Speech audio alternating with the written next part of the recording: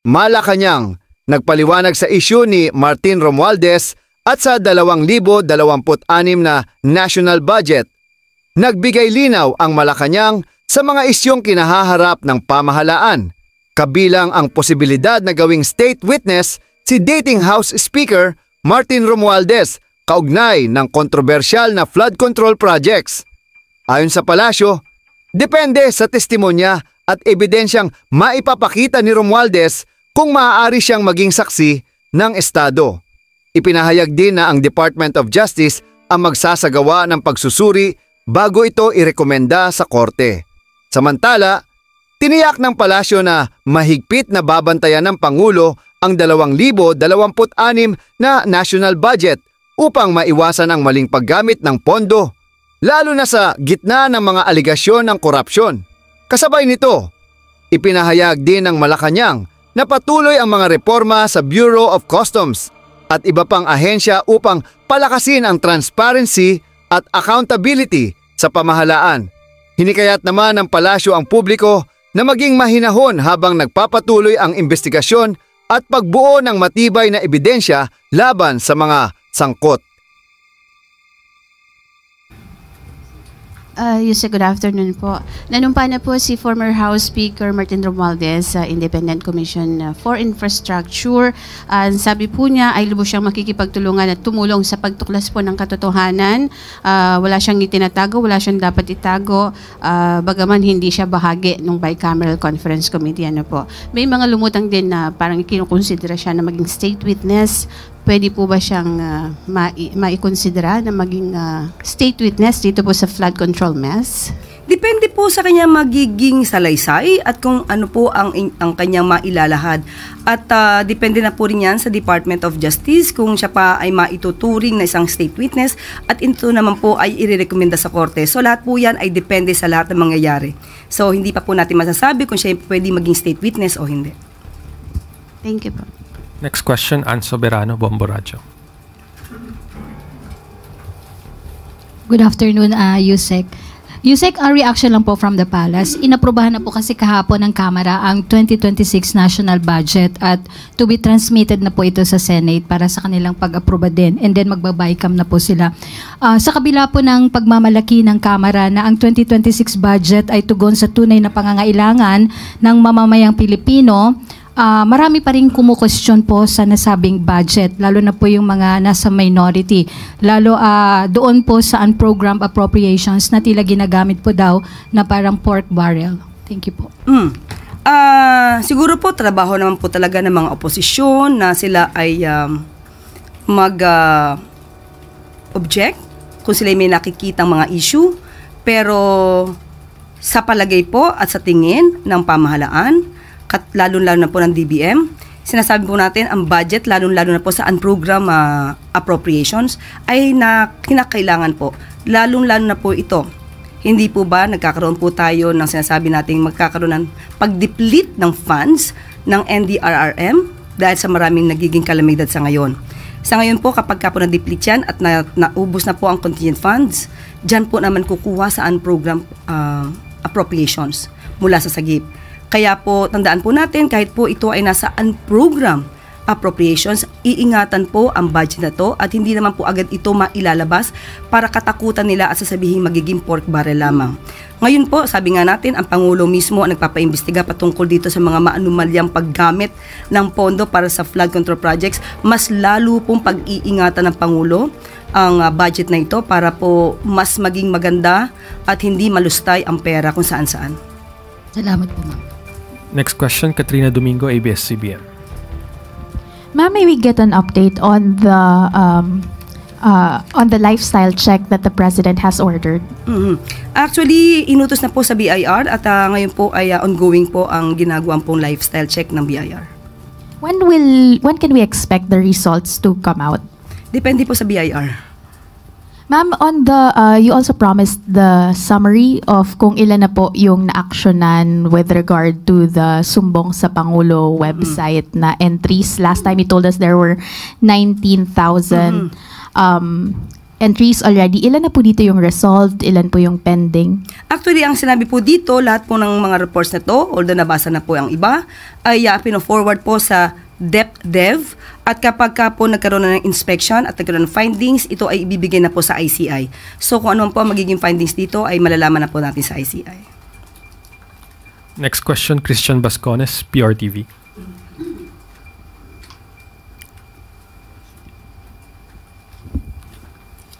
You say good morning. Ayon po sa latest Pulse Asia survey, marami pa rin daw sa mga Pilipino ang hindi satisfied sa mga ginagawang hakbang ng gobyerno sa inflation at corruption. How is the Pulse taking this feedback, and ano po yung mga specific steps na ginagawa ngayon para ma-regain ang tiwala ng publiko, considering the fact na wala pang nakukulong sa flood control scandal po? Saan po galing ulit ito? Sa Pulse Asia survey. Pulse Asia. Well, unang-una po, kung sila po ay gumagawa ng survey, ang Pangulo po ay hindi naman po naaalarma sa numero. Patuloy pa rin po ang pagtatrabaho ng Pangulo para po lalong malabanan ang korupsyon dito sa ating bansa. At dati na rin po niya sinabi na rating should not be based only on one survey. So, may mga pagkakataon po kasi naiiba ang resulta sa mga ibang survey. Next question po. Yusek, the U.S. State Department again listed the Bureau of Customs as most corrupt among agencies in the country. How does the Pulse respond to that, and ano po yung mga reforms na ginagawa to fix the image of the customs? Unang-una po, sabi po natin, dito lamang sa SONA, talaga pong matindi na po ang gustong gawing paglaban ng Pangulo sa korupsyon. Hindi po yan lingid sa ating kalaman. At nagtalaga po siya ng bagong commissioner sa katuuhan po ni Commissioner Ariel Nepomuceno nito lamang July 2025. At nakita po na natin ang malaking pagbabago. Kahapon lamang po ay nag-ulat tayo kung ano po yung naging achievement ng BOC patungkol po sa pag-auction sa mga kargamento na forfeit or nag-overstay. So, ang sabi po, nakausap po natin mismo ang pamunuan ng BOC.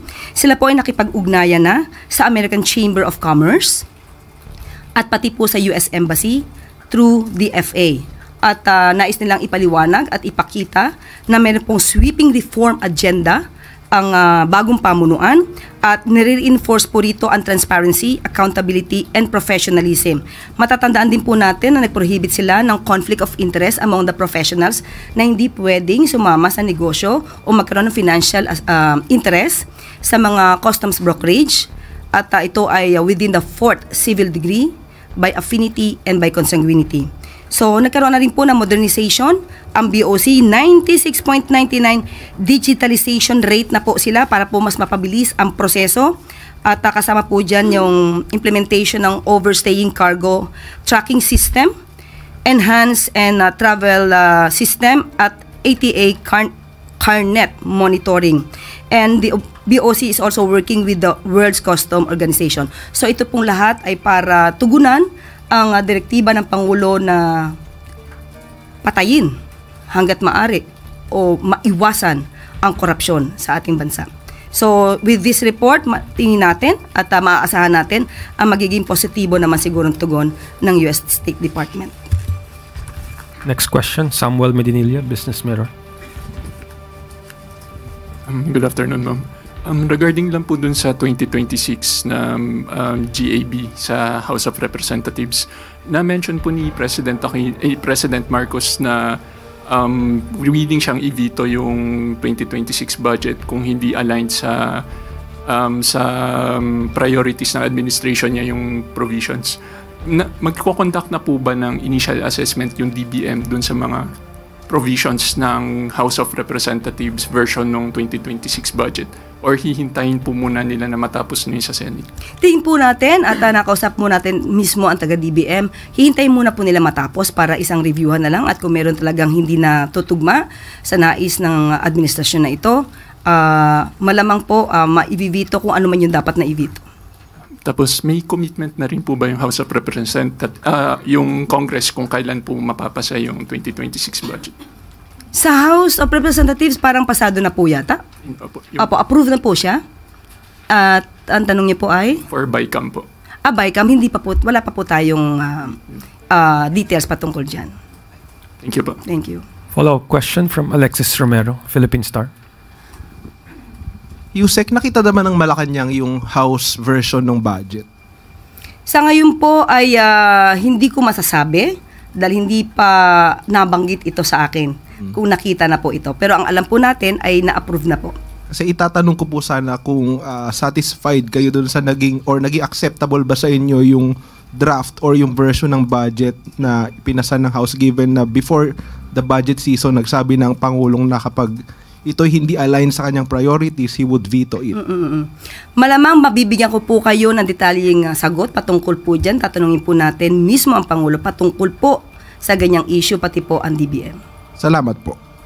Last question is from Ivan Mayrina, GMA News.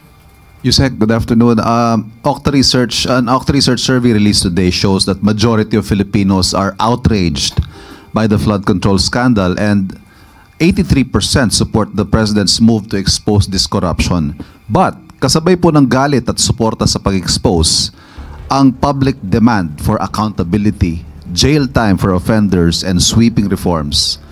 At yung sentiment po na ito is bordering on impatience. May mga nanggigigil po.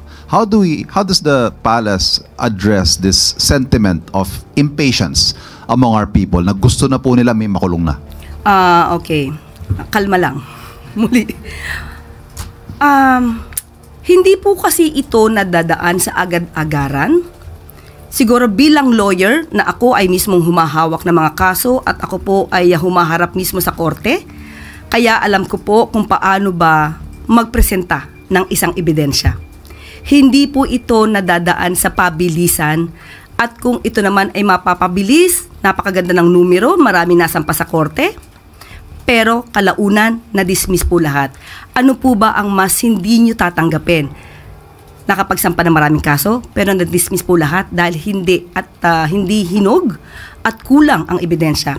Hayaan po natin ang ICI na bumuo ng kanilang investigasyon at kumpletuhin ang dokumento. Ang pangako naman po nila after a week, or rather week 4, ay makakapagsampa na sila ng mga kaso or makakapagrekomenda ng pagsampa ng kaso. Hayaan po lang natin silang ipon ng mga dokumento at ng mga ebidensya para po mas matibay ang mga kasong isasampa. So yun lamang po, sa taong bayan, wag po kayo mainip dahil sinimula na po ito. Kung sabi nga natin, kung hindi ito sinimula ng Pangulo, sino ang magsisimula? Kung hindi ang Pangulo ang nagsimula nitong pag-iimbestiga, sino pa kaya ang pwedeng mag-imbestiga? So, nasimula na po ito. Hintayin na lang po natin ang magandang magiging trabaho ng ICI para po mas maganda din ang kalabasan at maging resulta nito. Ma'am, kaugnay doon sa tinanong kanina ni Christian about the Pulse Asia survey naman, it's also good to point out na 4 po yung issues na medyo critical ang ating mga kababayan. Namely, reducing poverty, fighting widespread sale and use of illegal drugs, controlling inflation, at panguli nga po at pinakamalaking bilang yung paglaban sa graft and corruption. Having realized all of this, is the administration going to make a commitment to do more faster? Ano ho kaya ang pwedeng commitment na ibigay ng pamahalaan para i-address ang sentimentong ito? Muli, sinimula na po ng Pangulo. Ang commitment po ng Pangulo, panagutin ang dapat na managot. Ito na po siguro ang pinakamabilis na pagsasiwalat ng mga di umanong anomalya sa flood control projects. So, hayaan lang po natin magtuloy-tuloy ang proseso at ang Pangulo po ay hindi po magsasawalang bahala sa mga nadidinig niya na mga sentimiento ng ating mga kababayan. Magtiwala lang po tayo sa ating Pangulo at sa pamahalaang Marcos Jr. dahil ito po ay lumalaban sa korupsyon.